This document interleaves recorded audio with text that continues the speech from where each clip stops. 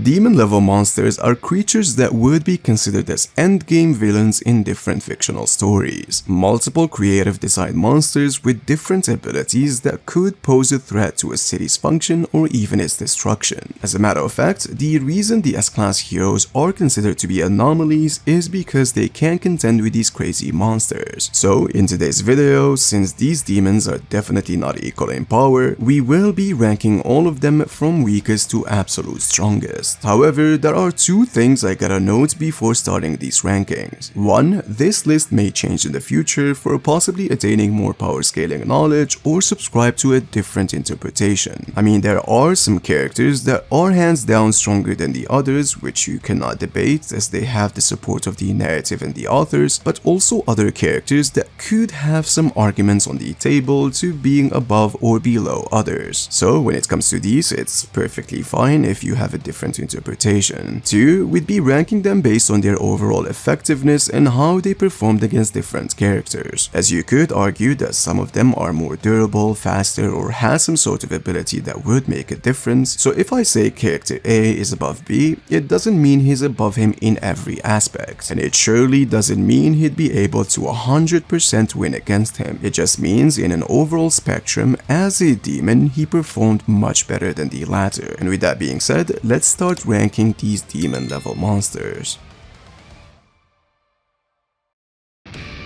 So we start with characters that you simply cannot scale or quantify how strong they are, since they either got defeated by a far stronger opponent, or fought somebody that nobody really scales to, or they simply did absolutely nothing. We'll divide this in two categories. The first one is called Saitama, which is monsters that got dealt a shit hand and had to be one-shotted by literally the strongest character in the series. First, you've got Shiverhuahua, a demon level monster that was misclassified as wolf by the Hero Association, got one-shotted by Saitama. Attack Plum could be considered as one of the weakest since he couldn't even one-shot a normal human police officer, but then he also got one-shotted by Saitama. Twin Head Tsushinoko was one of the demons the Hero Association was keeping imprisoned to conduct experiments and illegal games. Eventually got destroyed by Saitama alongside many unnamed monsters. Turtle Beerus was able to no-sold hits from B-class Darkness Blade, but Saitama interfered and that was the end of it. Scaled On easily defeated 4 B-class heroes, but unfortunately Saitama was part of their team at that day. 170,000-year-old Cicada Adult and Larva are both characters that face Saitama during and after his training days. Cicada Adult is stated to have a shell very hard to damage even for S-class heroes, but you can't really rank him based on one statement and absolutely no feats. Building Booper is a Monster Association demon that was detonating buildings to block the hideout's exits, was sadly a collateral damage to Saitama trying to push up the exit manhole. Demon Fan is a monster who was capable of defeating the Blizzard group including Fubuki, but we simply do not know how strong she was at that time or if she even was able to use her powers, since this monster's wind in the databook is stated to make it difficult for people to breathe. The databook also says that this monster has some kind of regeneration or self-repair that made it invincible. That unless it's dealt with an attack so powerful it blows him to pieces, which is exactly what Saitama did. Giant Crow is a monster that interrupted the conversation between King and Saitama when they met and had to pay the price. Jumping Spider is a monster who one-shotted 2 A-class heroes, Stinger and Philosopher. He even managed to land a hit on Child Emperor, who was impressed by his speed. Child Emperor is someone who can dodge evil natural water, so you can make a case that Jumping Spider is a strong demon, but since Child Emperor after decided to be serious only to find the monster already dead by the hand of Saitama makes him in my opinion very unscalable. Mother Grizzly Nia is a featless monster that appeared in a bonus chapter and was quickly defeated by Saitama. Giant Snow was shown in one panel and we didn't even see if he was defeated, but since Saitama was there it's obvious he had to get rid of him. This should conclude the monsters that got one-shotted by Saitama. Now the second category are characters that that simply fought much stronger opponents or they're absolutely scared to no one. We start with Pureblood, who is a monster that only fought Zombie Man and was eventually defeated. However, Zombie Man can basically defeat any demon if given the time, but some would say that since one has stated that Zombie Man would never be able to defeat monsters the like of the Deep Sea King as much as he tried, it would only mean that Vampire should be below the latter. But the issue here is that these statements are old and we do have proof that the authors did change their minds, since Zombie Man in the audiobooks defeated Carnage Kabuto, who is a dragon level monster far stronger than the Deep Sea King, which only strengthens the idea that Vampire just cannot be scaled. Next, we have 3 unnamed monsters, 2 from chapter 122 that got defeated by Metal Bat and Watchdog Man, and another from a bonus chapter that was completely annihilated by Flashy Flash. These are confirmed demon level monsters that got defeated by OP characters you simply wouldn't know where to scale them. Pesky Clown is a recent monster whose power scaling is very inconsistent, as he started his fight with Sweet Mask as a wolf level threat and grew to become a dragon, meaning he occupied the entire spectrum from weakest to strongest demon, making him very impossible to be ranked. The Great Food Tub and Eyesight are 2 demons, a part of the Monster Association, that were eaten by Pig God, so nothing really there to compare with any other character. Internet Surfers appeared in the Cursed Ninja arc and was quickly one-shotted by Genos, Flash, and Sonic. Fistfight Jin had to taste some fists from Silverfang, who destroyed him in no time, a character that can one-shot pretty much any demon. And last but not least, Raphol Sedan, who was paired with Senior Centipede to take on Metal Bat. He was basically only there to render Metal Bat unconscious since he has a sleeping gas, and as soon as Metal Bat gained consciousness, he was able to one-shot him with ease. Now, we do have other 3 monsters that are worth mentioning since they could be demon level monsters, but unfortunately they aren't confirmed. First, you have Chose, the one who fought against Suiryu and lost. When he transformed, Goketsu didn't estimate his threat level, but when Bakuzan transformed, he suggested he's a dragon level monster, meaning Goketsu didn't think of Chose as a dragon. Second, we have Evil Eye. This monster has a threat level unknown and was sent by Girogiro to test the capabilities of Tatsumaki, and since we know it's required to be a dragon in order to join the cadres, he should be demon, but we sadly don't know. The third one is Monster Haragiri. Haragiri was already a member of the Swordmaster Council and he should be scaling above characters like Aion, which would grant him either dragon level threat classification or at least a high demon after he transforms. However, we cannot know for sure as he was never classified by either one or Murata. One other monster that was confirmed to being a demon, which is Beefcake, but we wouldn't be including him here since one later confirmed him to being a dragon level monster and was just misplaced. So basically, exactly 23 demon level monsters cannot be scaled, 3 are not confirmed to being demons, and 1 is a demon by title but is actually a dragon level monster, leaving us with exactly 26 demons with different forms and states that we can absolutely rank.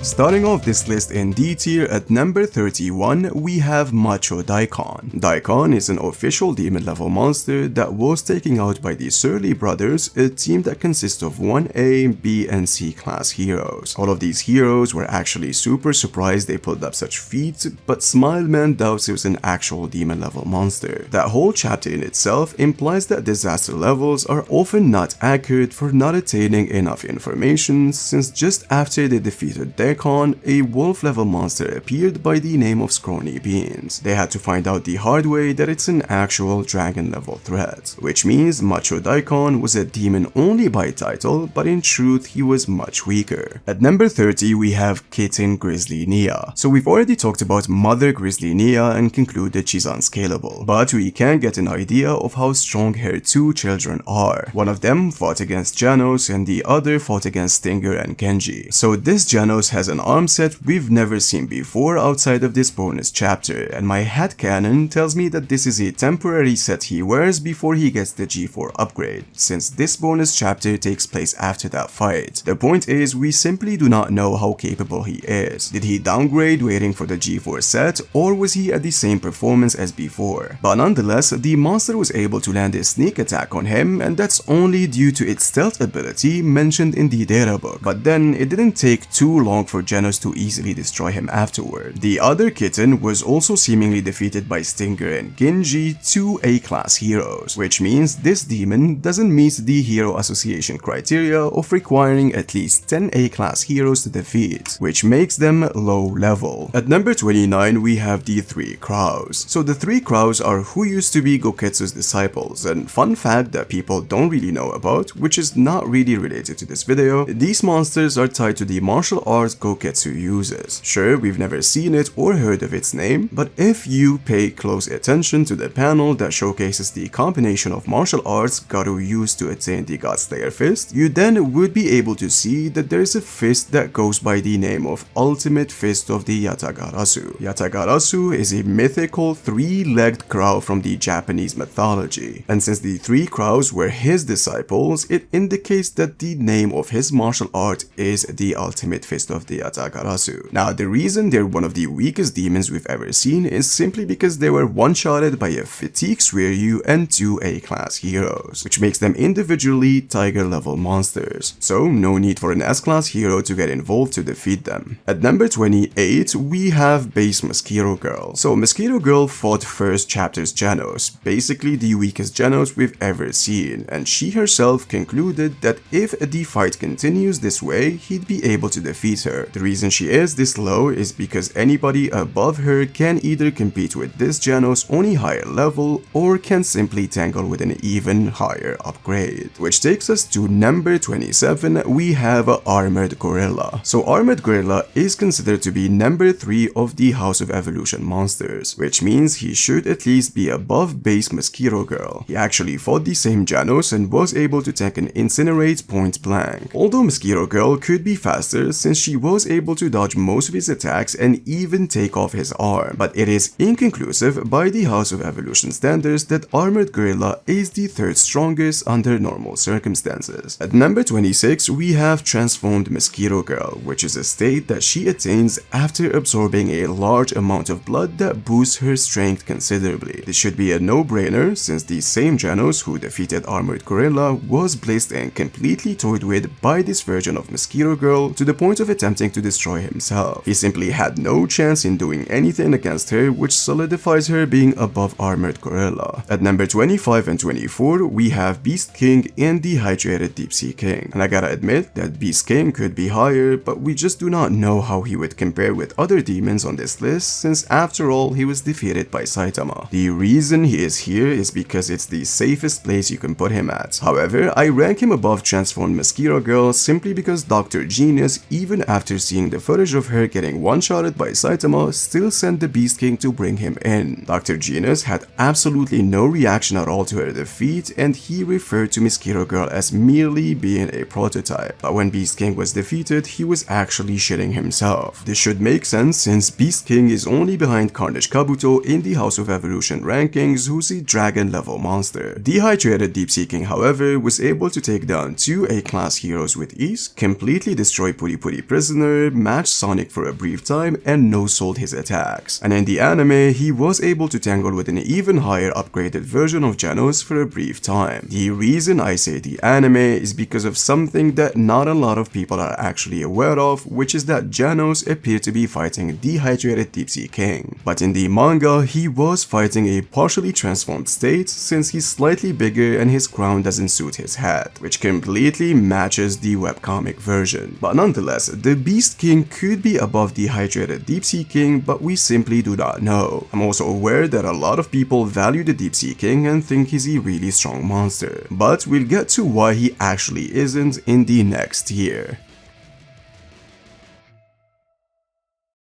Now, passing on to C tier at number 23, 22, 21, and 20, we have Hydrated Deep Sea King, the Sky King, the Subterranean King, and one unnamed monster from chapter 94. So this one, in my opinion, is extremely easy since one himself has confirmed that these three kings are around the same level. Some would say that maybe one was referring to Dehydrated Deep Sea King, but that's completely wrong, since when one or Murata say the Deep Sea King, they're talking about him in general. But if they wanna talk about Dehydrated Deep Sea King, they always use the terms Wet or Rainform Deep Sea King. Best example is one stating that Sonic with weapon could have defeated Sea King pre-rain form, clearly making a distinction between the two states. Okay, so now that we established that these monsters are equal, why are they so low on this list? The answer simply lies in the audiobooks, where Janos before fighting G4 was able to destroy Hydrated Deep Sea King with 2 moves, which means any monster above this tier can fight a higher upgraded Janos. Now, why is this one unnamed monster from chapter 94 on the same bracket? You see, this monster was completely annihilated by Monster Association Arc Puri Puri Prisoner, and just right after that, Murata states that this monster is as strong as the Deep Sea King, which makes him operate on the same level as the other kings. At number 19, we have Rhino Wrestler. So the reason Rhino Wrestler is above Deep Sea King level monsters is simply because he scales to Eion. He was able to push him back and tangle with him for a brief time. Now, you may say that this is not impressive, and being able to take down 2 S-class heroes is much better. Maybe the narrative doesn't suggest Eion being above characters who are already S-class heroes and hasn't shown capabilities of taking down demon level monsters by himself. But unfortunately, if you go by the chain of scaling, you'd find that Eion has done some pretty impressive things. Was able to stand his ground on a battlefield that has dragon level monsters and parry their attacks. He was also able to dodge Melzagard, stalemate him for a bit, and even damage him at some points. Melzagard is the same monster that literally blitzed and one-shotted Sky King and equal to the Deep Sea King even when he was in front of him, in contrast to Eion, who was able to dodge a sneaky attack from the same monster. But here's the thing, I'll be completely honest with you and say that I'm still on the fence when it comes to this matter. Eion surely has done multiple things that would suggest he's already an S-class hero caliber fighter, but that's only due to the chain of scaling, but nothing major narratively is suggesting that that's the case. I'd say that's a Murata thing, not a one thing. As in the webcomics, Eion isn't really that impressive, and now the story is leaning towards the webcomics route, so we could be facing the case of not everything is meant to be scaled. But anyways, Rhino Wrestler for the time being able to slightly compete with Eion should lend him this spot pretty comfortably. Some would say that he should be higher and others say that he should be lower, as Atomic Samurai implies that Eion could have done better against Rhino Wrestler if he wasn't only obsessed of cutting his horn. For me, if you place him higher than this, it's perfectly fine, but I think this is the safest place.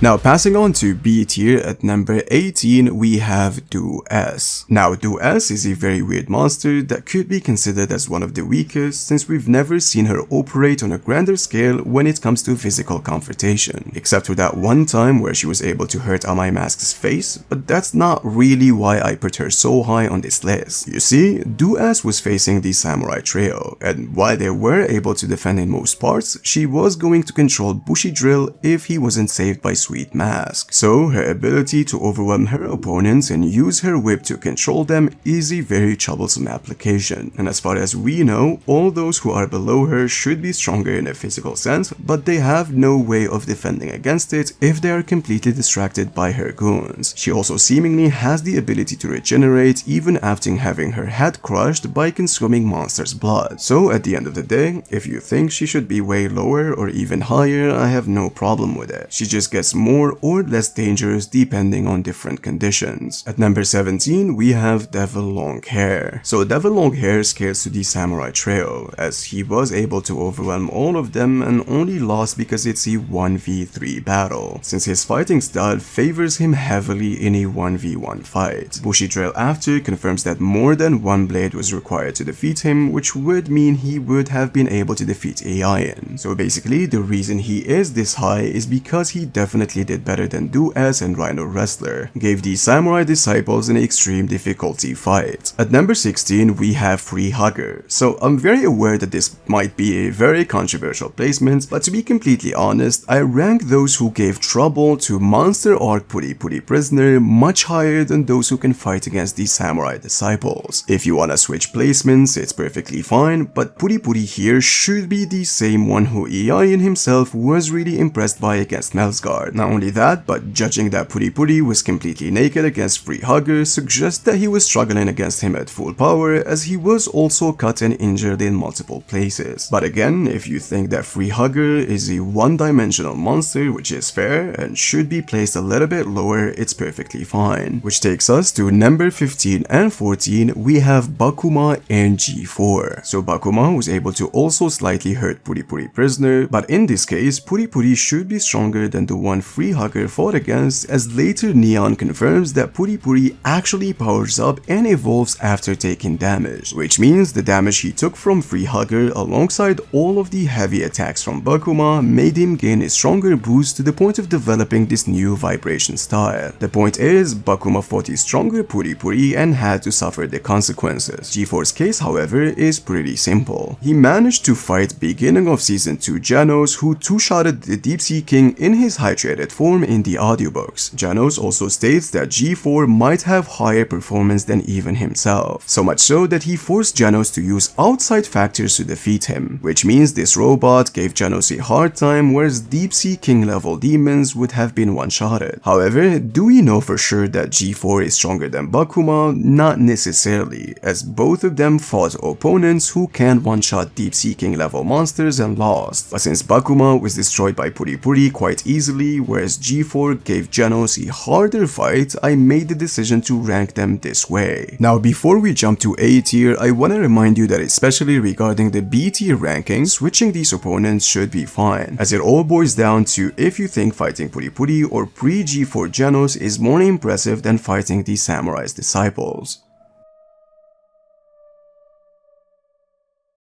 Now at A tier, we have only 5 monsters that are not really controversial when it comes to their scaling. At number 13, we have Senior Centipede. So here's the thing, I've always been on the fence when it comes to this specific monster, as he actually didn't do a thing but get one-shotted by Pumped Up Metal Bat. The only reason he was able to tag Bat in the first place is because of Raffle Sidon's calculated approach, where he was releasing sleeping gases that made Bat lose consciousness. We know for a fact that both of them would have been completely destroyed otherwise, since in the audiobooks, Bat was still able to exchange hits with Carnage Kabuto, who's a dragon level monster. So the point is, Senior Centipede definitely doesn't scale to Metal Bat. But here's the thing, we've seen that in their first exchange, Metal Bat's swing didn't even break one of Centipede's arms, which indicates high levels of durability, and that's the only reason he's up here, since I feel like Bat would be able to damage with his initial strikes most if not all demons we've talked about so far.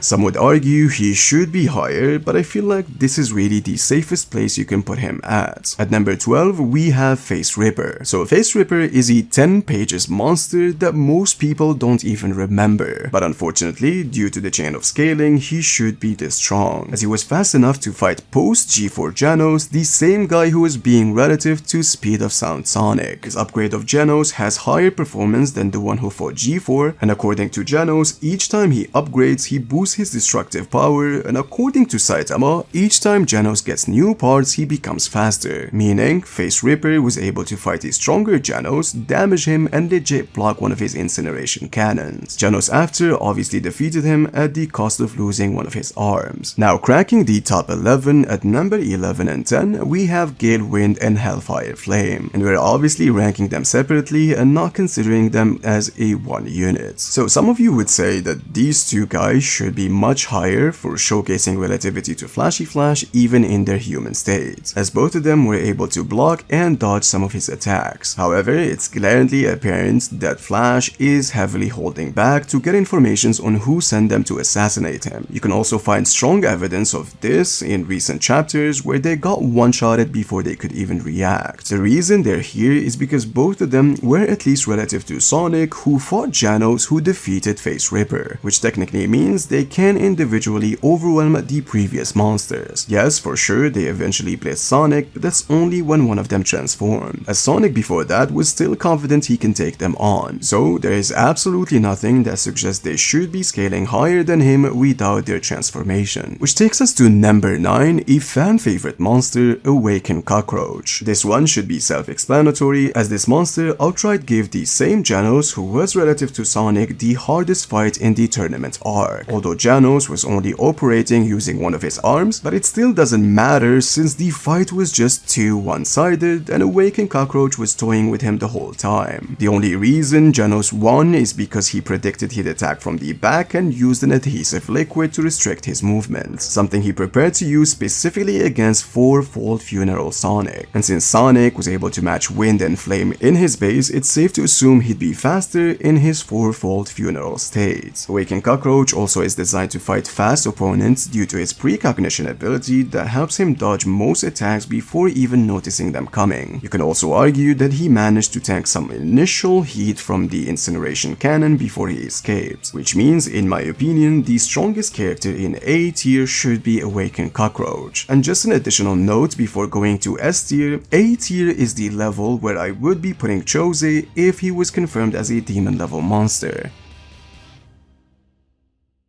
So jumping to S tier, which is the highest of the highest, that includes characters who can fight red-haired Garu. Garu, before his red-haired state, while not being himself, poisoned, injured, and depleted, was still able to match a Genos who's an upgrade higher than the one who fought Sonic. And basically, the previous tier are demons who are on post G4 Genos' tier, which completely justifies why these monsters are placed this high. Now at number 8, we have a Season 3 new revealed monster, Royal Ripper. The only reason Royal Ripper is here is because he was able to react to red-haired Garu's surprise attack and managed to stab him in his stomach. And prior to that, he was still able to match him in speed. However, Garu himself was ready to body him and Buggot together before they took a hold of Dario. But the fact that Ripper is fast enough to compete and was able to injure him suggests he's a top dog in the demon threat department. At number 7, 6, and 5, we have Unicorn, Super Mouse, and Showerhead. You see, Royal Ripper, despite being effective with hurting Garu, he still got his head decapitated by one punch and got destroyed by the Whirlwind Iron Cutting Fist. The same technique he used against Super Mouse and didn't manage to cut him completely. He was able to regenerate from it and stand his ground in the fight much longer. Both Unicorn and Showerhead were able to take attacks from Garu and also stay in the fight, with Showerhead managing to slightly hurt him with his transformative liquid. But here's the thing, who says that these three monsters wouldn't have been easily dealt with by Garu if it wasn't a 3v1 fight? But still, they were able to somehow react to him and take some of his attacks. So it's up to your interpretation if you think whether damaging Garu or taking damage from Garu is more impressive. If you wanna have Royal Ripper at number 6 and these guys at number 9, 8, and 7, it's still perfectly fine. Now at number 4 we have Buggot. So Girogiru sends Buggot with Royal Ripper to make sure the latter doesn't kill Garu, which means she's confident that Buggot can take him on. As evidence of that, he was able to tank a redirected hit of Royal Ripper from Garu head on and wasn't even scratched. Proceeded to punch him so hard he started bleeding. All of this while hiding his true transformation that was paired against Darkshine later on. This definitely indicates he's stronger than Royal Ripper level combatants. At number 3 is a very controversial monster, Demon Phoenix Man. So what do we know about Phoenix Man before he gets resurrected? He just attacks Child Emperor and gets completely one-shotted. Child Emperor didn't even look like he tried, so that makes Phoenix Man look less impressive. However, prior to his defeat, Phoenix Man stated that he serves as a middle management to the Master Association and that he's not quite an executive. Middle management can mean a lot of things, it doesn't necessarily suggest he's the strongest behind the cadres. However, here is the big problem. If you go to volume 22, the storyboard description states that Child Emperor faced off against a big shot of the Monster Association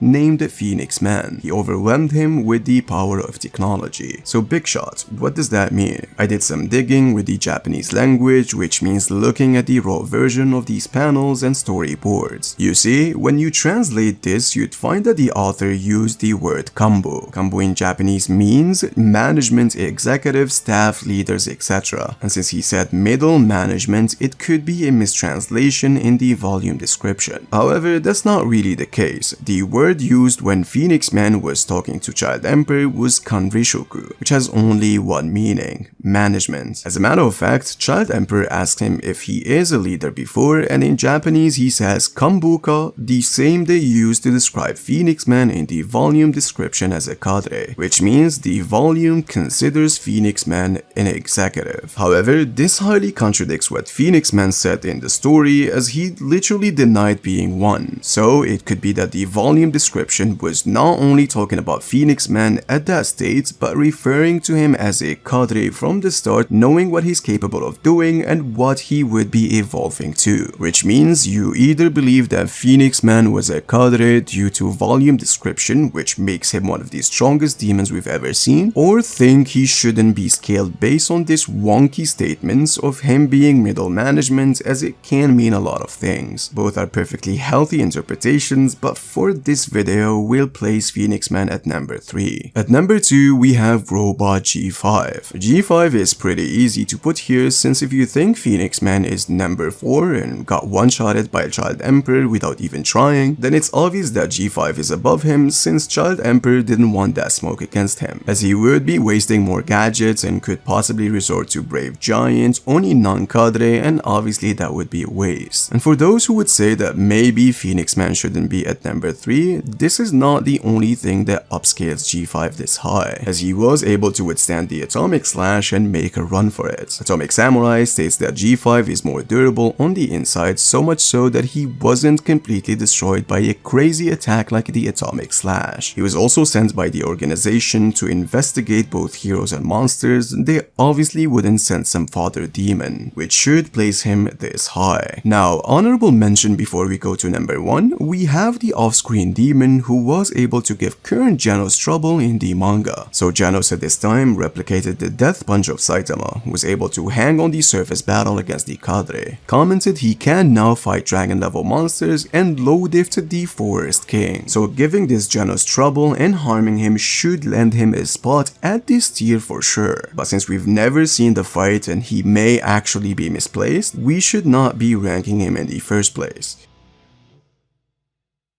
And finally, to the number 1 spot. I know this is going to be controversial, but after I thought about it real hard, I think this is the strongest demon we've seen. At number 1, we have 100 Eyes Octopus. So hear me out. Out of all demons I mentioned from start to finish, this one has the strongest display of destructiveness we've seen so far. He also has the ability to grow and become much stronger the more buildings and concretes he eats. However, I'm not having this monster here solely for these reasons. You see, Flashy Flash, a top dog in the S-Class heroes, wasn't able to seriously harm him without resorting to a special technique. And let's be honest, if Flashy Flash said this against any other demon, they'd be putting him at number 1. However, the common excuse here is that Flashy Flash is bad with large opponents. Even though he can tangle with the Bean numerous times, who can put a hole in Vomited Fury Ugly, a dragon level monster. But Flashy Flash in this particular situation specifically states that he needs a special technique to finish him off. There's also a very impressive information regarding this monster that people don't really mention. You see, when Tatsumaki lifts this monster in the sky and tried to squish it, you can clearly see the veins in her face showing signs of struggle, in contrast to when she stopped Boros' ship's missiles where she looked extremely bored. Girogiru also states that this monster was a fairly strong one, and specifically because of this, she concludes that a demon, no matter how strong, would be hopeless against 2 S-Class heroes. You really test your hypothesis with the max, not the minimum. So the point is, mention one demon level monster that requires Flash to use a special technique or Tatsumaki to exert veins in her face. It's also worth mentioning that when this monster was issued as a demon level monster, it was way before he devoured other buildings and concretes that would made him become much stronger. Which means, in my opinion, the strongest demon we've ever seen in the series is 100 Eyes Octopus.